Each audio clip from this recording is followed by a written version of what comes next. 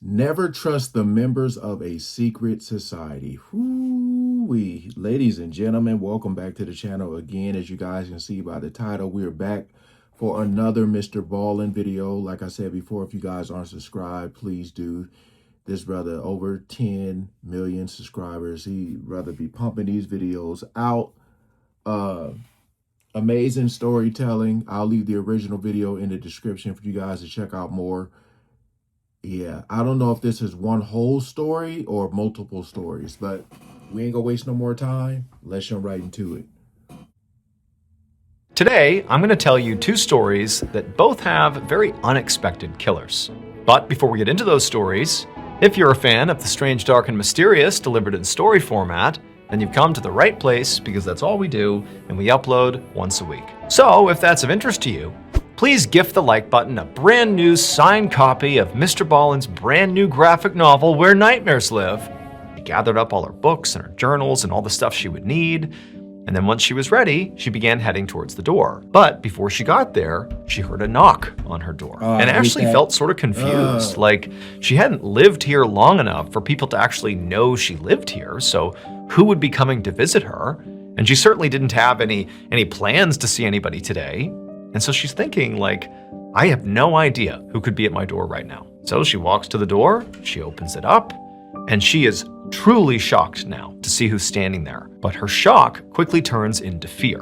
So there were two police officers standing in the hallway looking right at Ashley, and the looks on their faces were very serious. Now, Ashley, the reason she felt so scared when she saw these police officers was not because she had, done something wrong. It was because in her life, before she got to college, she had experienced some pretty severe trauma. So her father had passed away when she was 13, a sudden heart attack, and it had been very traumatic for her. It sort of threw the family for a loop.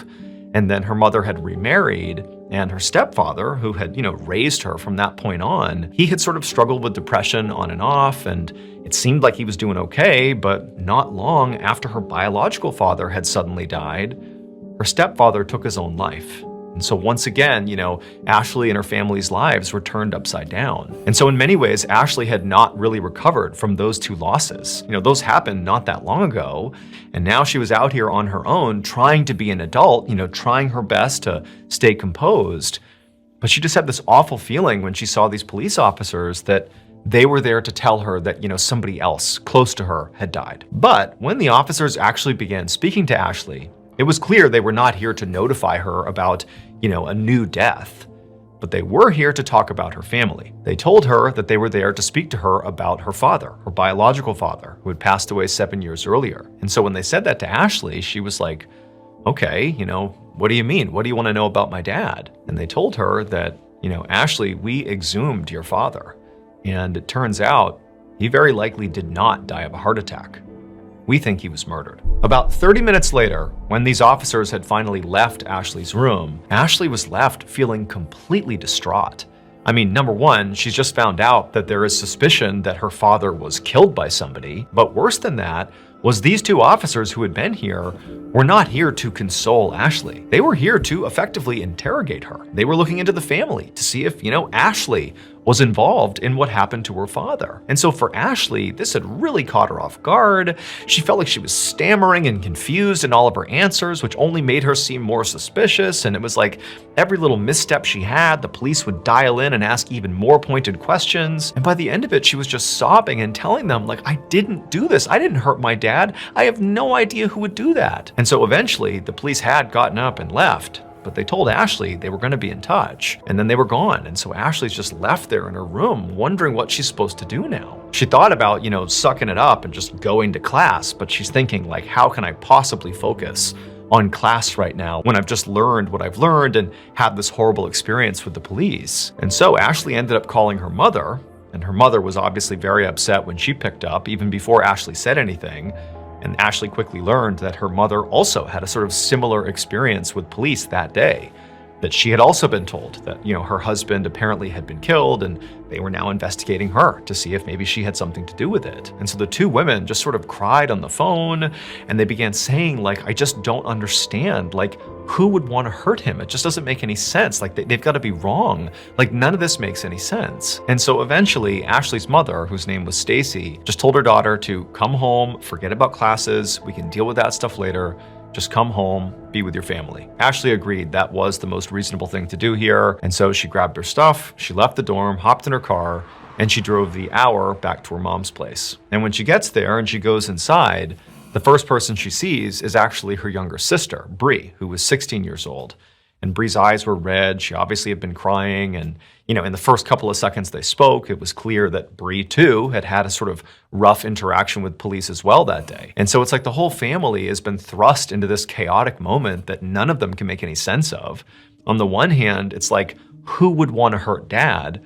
But on the other, it's like, did this really happen? Is this a mistake? Like, why did they exhume his body in the first place? Like, what's going on here? There was just so much unknown. And so that afternoon, Ashley, her sister Bree, and their mom just retreated to their mother's kitchen. And there I was trying to get through it without pausing. So she had said he had been dead for like 7 years. I'm just wondering what made them, well, I guess he's going to tell us.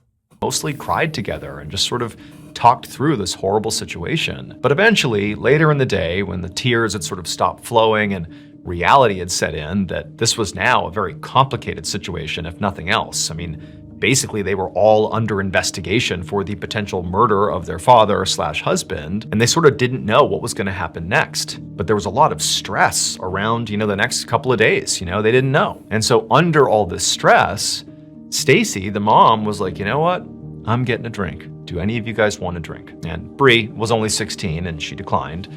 But Ashley said, sure. She was 20, not 21 yet, but she was drinking at this point. And so she said, yep, I'll take a drink. And so Stacy mixed some drinks for her and Ashley, as well as a non-alcoholic drink for Bree. And so for the rest of the night, the girls just sat in the kitchen having their drinks and trying hard not to let this horrible situation totally wreck them. The next morning, when Ashley woke up inside of her mother's house, she found she was really hungover. Now, she obviously had had some drinks the night before with her mom and her sister, but she was thinking to herself, like, the level of hungover she was feeling felt disproportionate. Like she was really hungover despite a relatively small amount of alcohol. But Ashley was wondering if maybe part of the reason she felt so bad was not just a hangover.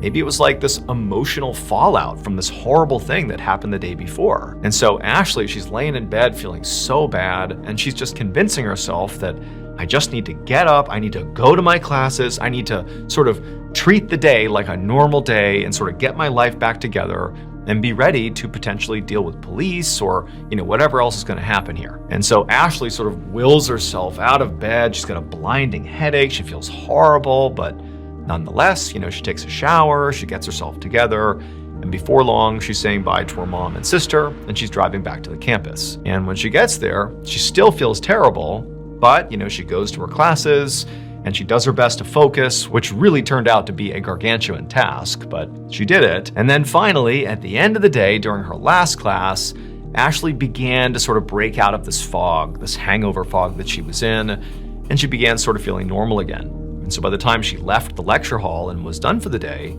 she actually felt good enough that she hopped right back in her car and drove right back to her mother's house. And that night, again, just like the night before, she, her sister, and her mom just sat in the kitchen, just sort of having this cathartic moment together, crying together, talking about their dad, sharing memories, sharing theories, and also having a few drinks. And again, Bree did not have any alcohol, but Ashley and her mother did. The next morning, when Ashley woke up, once again, her head was pounding. She was so hungover, way worse than the day before. Except when she opened her eyes and kind of looked around, that really was not the first thing that hit her. The first thing that hit her is, I don't know where I am. The room looked different. And as she kind of adjusted and looked around, she realized she was in a hospital room. And so Ashley began to panic and began looking around for her family or anybody she recognized, but nobody that she knew was in there. There were just these two police officers sitting against the wall in her room. And these two officers, when they saw Ashley coming to, they got up and they walked over to her and they explained to her that she was very lucky that her mother had actually found her in her bed at her mother's house that morning, and Ashley had been unresponsive. And so her mother had called an ambulance and they had rushed her here, and luckily she was stabilized now. What the hell? Apparently she was very close to full-blown organ failure. Like, she almost died. It was very lucky she got here when she did. But before Ashley could ask any questions, like, well, what was it that was causing my body to shut down? Like, what's going on here? These two police officers kind of looked at each other, and then one of them pulled a piece of paper out of their pocket and they handed it to Ashley. And they said, "You need to explain yourself." It would turn out the way Ashley's stepfather had taken his own life was by drinking antifreeze. At least that was the initial theory. But pretty quickly, investigators started to say, like, why would somebody take their own life that way? Drinking antifreeze is slow and painful. Like, that's not a good first choice if you're going to take your own life. And so as suspicions rose around the stepfather, investigators thought, okay, well, the biological father died just a few years before, and apparently he died of a heart attack, but maybe we ought to make sure, because we're basically suggesting that maybe somebody did this to the stepfather. Is it possible somebody, killed the biological father? And so they exhumed the biological father, and during the autopsy, they discovered antifreeze in his remains. And so now, fast forward to the hospital where Ashley has woken up. These officers have walked over to her, they've handed her a note and told her to explain herself. And this note was effectively a confession. The writer of this note said they killed Ashley's biological father, and then they also killed Ashley's stepfather. But now, because of the blood on their hands, they're going to take their own lives. So this was a suicide note / confession. And at the bottom of this note, it was signed by Ashley. Except Ashley did not kill her father or stepfather. Her mother did. Her mother used antifreeze to poison and kill both men, and then when police began poking around saying, what's going on here? We think somebody killed this guy and maybe him too. Well, what did Ashley's beloved mother do? She tried to poison her own daughter. She laced those alcoholic drinks they were having in her kitchen with all these painkillers to make it look like Ashley had taken her own life because she felt so guilty about murdering these two men. Except Ashley's mother called the ambulance a little bit too early the following day, feigning that she had just found her daughter unresponsive, because the ambulance, they showed up and first responders, they saved Ashley's life narrowly. Apparently, she was within 15 minutes of dying when she showed up at the hospital. Stacy was convicted of 2 murders as well as the attempted murder of her daughter, and she was sentenced to 51 years in prison. However, she would die behind bars in 2016. 2 people and attempted, and you only, why not life? That is crazy. I had a feeling it was getting there. I just didn't know how. Around lunchtime on March 31st, 2010, a man in his mid-50s named John Schmeier was sitting at a table with a bunch of his friends inside of a Hooters restaurant in the small city of York, Pennsylvania. So John was a retired eye doctor. He'd had a very successful career, made a bunch of money, and his friends that were at this table with him were also, pretty successful guys, sort of like mid to upper tier professionals with very successful careers too. But what they were doing today had nothing to do with career. This was pure pleasure. This group of guys, this specific group of friends who were very, very close, they would meet up, a couple times a month at this particular Hooters. They would sit at the same table, they would order the same things. They loved it. It was sort of like their little clubhouse. And in fact, they had even come up with a name for, this group of friends. They called themselves the Orange Shorts Society. And so the reason they did that is because Hooters has a sort of vibe to it that if you've been there, you know exactly what I'm talking about. Yeah. If you haven't been there, basically the waitresses dress in very scantily clad clothing, and they all wear these sort of iconic white tank tops and orange shorts. And so basically these men were sort of joking that they were the Orange Short Society because of the shorts these women would all wear. And so that afternoon, John and the rest of the members of the Orange Short Society all sat around chatting and, BSing with each other, just being guys. And at some point, John brought up a subject that the rest of the society was accustomed to him bringing up, and that was his ex-wife, Monica. So all of his friends knew that John had been married to Monica for 20 years, but then they got divorced in 2003, so 7 years earlier. But still, Monica was a thorn in John's side because he had to pay her alimony. And, he understood that that comes with the territory of divorce. It is what it is. But Monica had made the way John paid her the alimony really cumbersome. And John was convinced, as he would tell his buddies in the Orange Short Society, that it was totally intentional, that she had made it cumbersome. She wanted it to be hard. She didn't like John, and she was punishing him. And so what Monica did is she made John literally each week take cash out of an ATM, put it in an envelope, and then physically drive it to her house and drop it off. She would not accept payment any other way. And the reason she was able to do that is because she claimed she did not have a bank account, and she couldn't be forced to make a bank account. And so either John made these cumbersome payments in cash, or he risked not making the payment at all, and then she could come after him legally. And so he was sort of trapped, making this trek once a week to hand over cash to his ex-wife, who he really couldn't stand. Now, their divorce was not super contentious. The two of them just sort of drifted apart. They stopped seeing eye to eye. And actually, Monica really didn't like the whole Orange Short Society thing. She thought it was totally scummy, and that John and his buddies were just kind of gross for going to that restaurant and sort of making jokes about, what these women are wearing and making that part of their identity, the Orange Short Society. She didn't like it. And so they just kind of drifted apart. That was all it was. But now it had become this sort of bitter feud between the two of them. And so at the same time that John and his buddies in the Orange Short Society are sitting in the restaurant and John is going on his tirade once again about Monica's alimony, simultaneously on the other side of town, police rushed to Monica's house. Oh. Minutes earlier, there had been a 911 call that came from Monica's house, but when the operator answered, there was no answer. And so by protocol, they had just sent first responders out to the house to see if whoever had called was okay. And so the police, they get to Monica's house, they park, they go right up to the front door, they're knocking on the door, there's no answer, they're looking around, there's no sign of forced entry, no sign of anything really going on here. It's just a quiet day in the neighborhood. But they go to the door again, they knock a few more times, and when there's no answer, they try the doorknob, and it's unlocked. And so they open the door up, and right away, they look in, and there's Monica. And she's dead on the ground with the phone right next to her, and she's been shot in the head. Shortly after this discovery, the lead detective, Douglas Demagon, along with his team, began to survey the crime scene. And they quickly found a purse next to Monica's body, and inside was her license. That was how they identified her. And then they also found a .32 caliber shell casing lying near the body that clearly seemed to be from the round that struck her in the head and killed her. But perhaps the most unusual aspect of this crime scene had really nothing to do with the body.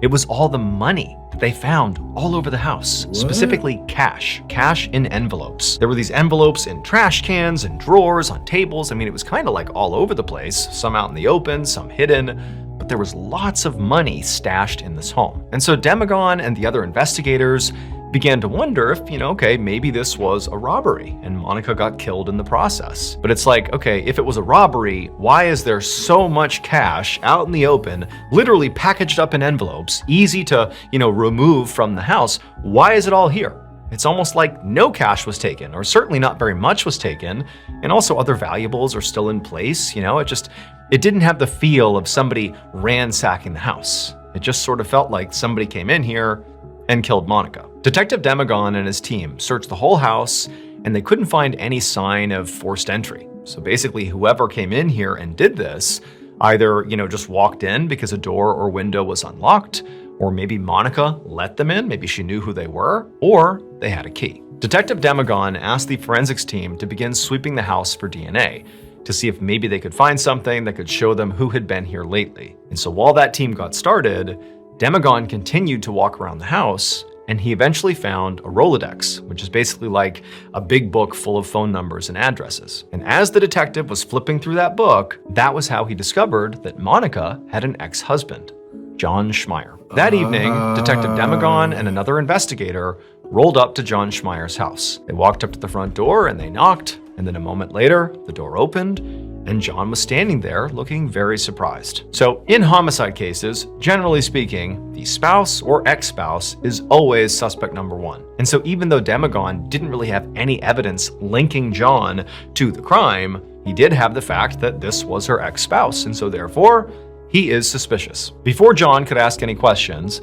Demogorgon and his partner introduced themselves and said they'd like to come in and speak to John. So John said, okay, come on in. So they walked inside, they sat down, and then once they were seated, Detective Demogorgon watched John very closely as he told him why they were there.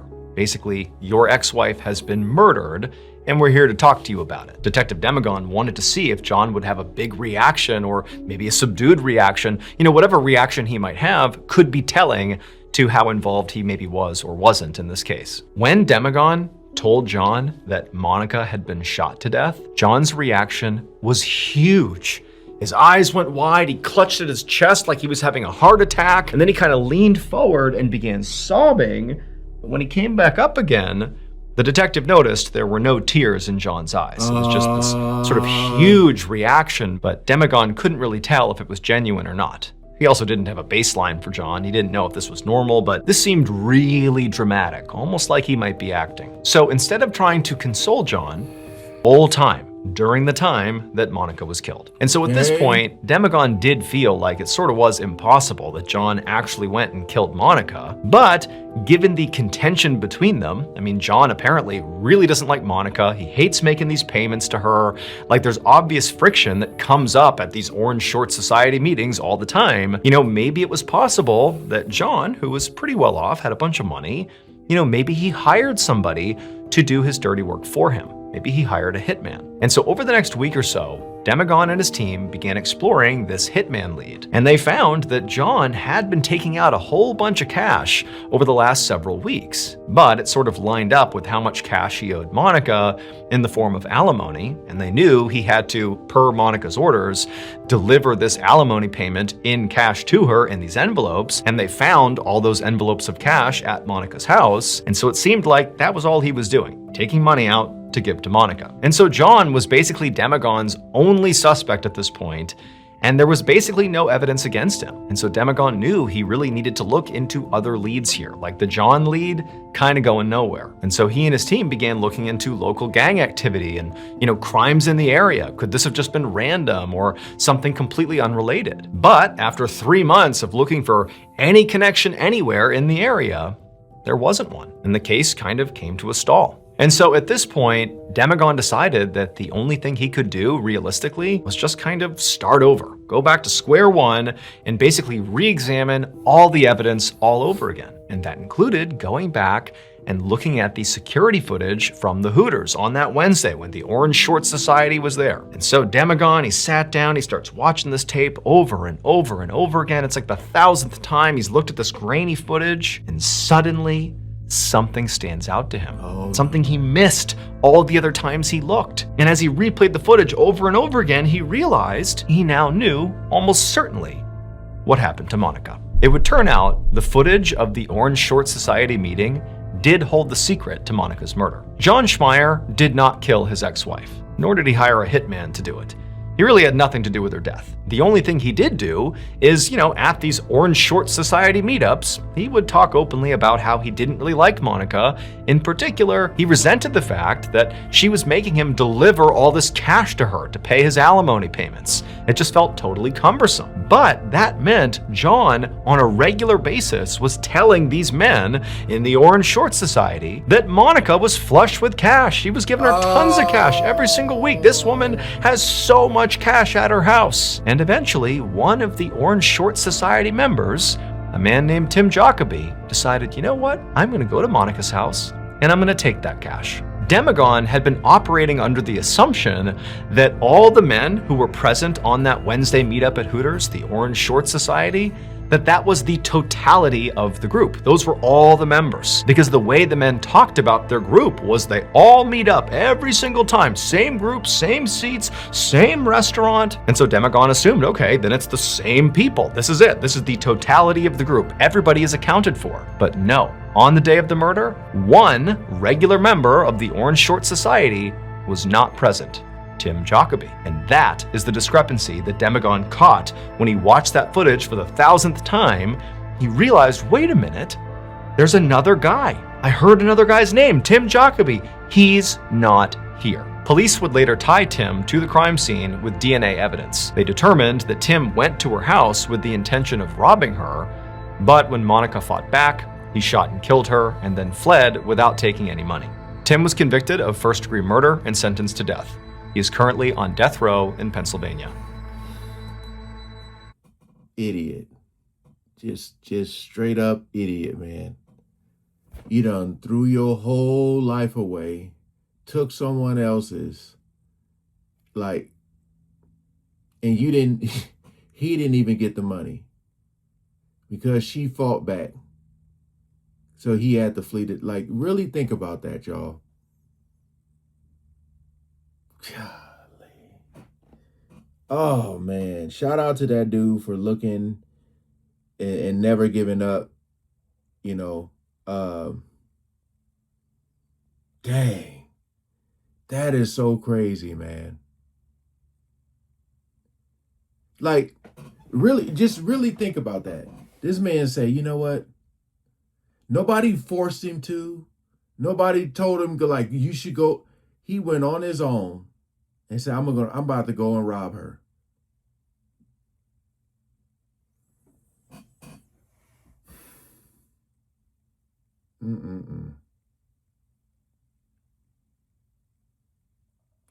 That is crazy, man. What an idiot.